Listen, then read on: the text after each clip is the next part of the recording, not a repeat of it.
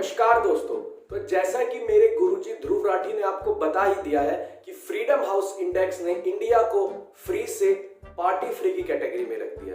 तो उसने ऐसा क्यों किया है? तो इसके लिए कुछ क्वेश्चंस थे जिसमें इंडिया का स्कोर बहुत ही खराब रहा है। तो आइए मेरे गुरुजी से देखते हैं कि वो कौन से क्वेश्चन है जिसमें इंडिया की रैंकिंग बुरी है।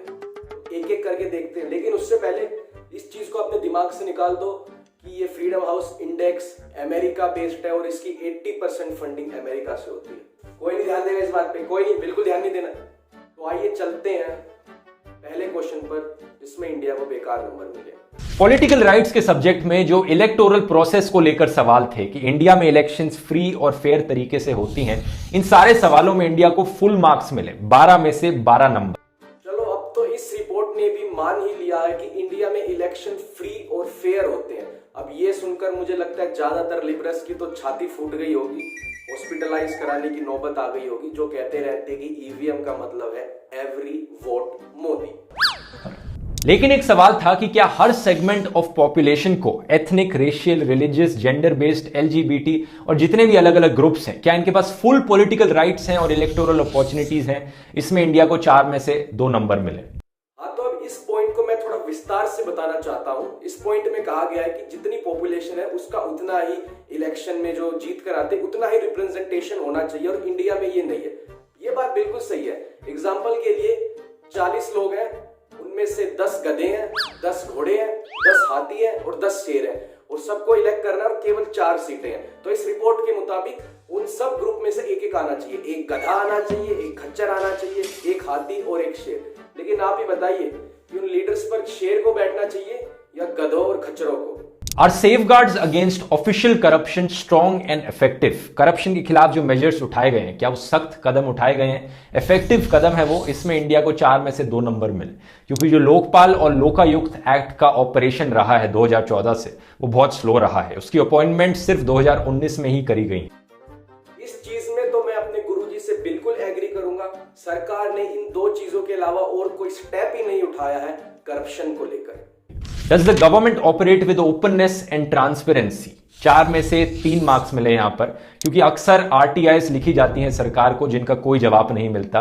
ये बात भी यहाँ मेरे सर बिल्कुल सही कह रहे हैं। अगर कोई बेफिजूल की RTI भी डाली जाती है तो इस सरकार का कर्तव्य बनता है कि सरकार उस RTI को पढ़े और उसका हमें जवाब दे।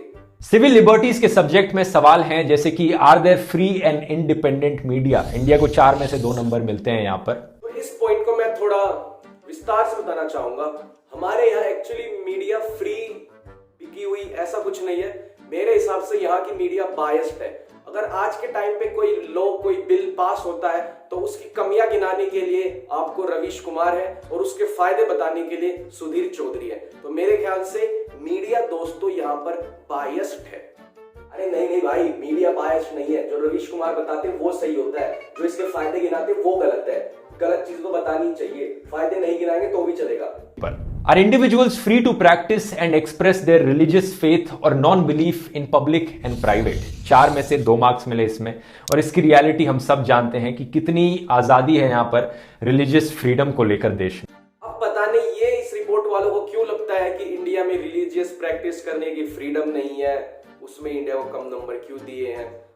पता नहीं, हो सकता है नहीं हो फ्रीडम, हो सकता है यहाँ पर हम टीका नहीं लगा सकते, हो सकता है यहाँ पर अगर हम किसी रिलीजन से बिलोंग करते हैं तो हम टोपी ना पहन सकते, हो सकता है कि हम कुछ ना कर सकते, हो सकता है नहीं। Is there academic freedom and is the education system free from extensive political indoctrination? इसमें भी इंडिया को 4 में से 2 मार्क्स मिले। हम सब जानते हैं कि ज्यादातर जो फेमस यूनिवर्सिटीज हैं इंडिया में, सरकार ने अपने चमचों को उनके हेड पर बिठा रखा है। JNU हो चाहे कल्चरल इंस्टीट्यूट्स जैसे कि FTII हो। सही कही है कि सरकार को इन यूनिवर्सिटीज पर बिल्कुल ध्यान नहीं देना चाहिए। चाहे यहाँ पर कुछ भी नारे लगते रहे, अफजल हम शर्मिंदा है, तेरे कातिल जिंदा है, चाहे कुछ कहते रहे, बिल्कुल ध्यान नहीं देना चाहिए, बिल्कुल ध्यान नहीं देना चाहिए। ठीक है दोस्तों। Are individuals free to express their personal views on political or other sensitive topics without fear of surveillance और retribution? क्या लोगों को आजादी है अपने पॉलिटिकल ओपिनियंस बोलने की बिना किसी डर के? इसमें इंडिया को मिले हैं 4 में से 3 मार्क्स, और मुझे लगता है ये आप लोग खुद ही जज कर सकते हैं कि लोग कितने निडर होकर बोल पाते हैं देश में। इस चीज पर तो खाली एक ही रिप्लाई बनता है, अगर ऐसा है तो मेरे गुरुजी और आकाश बैनर्जी इन सबके चैनल ग्रो कैसे हो रहे हैं?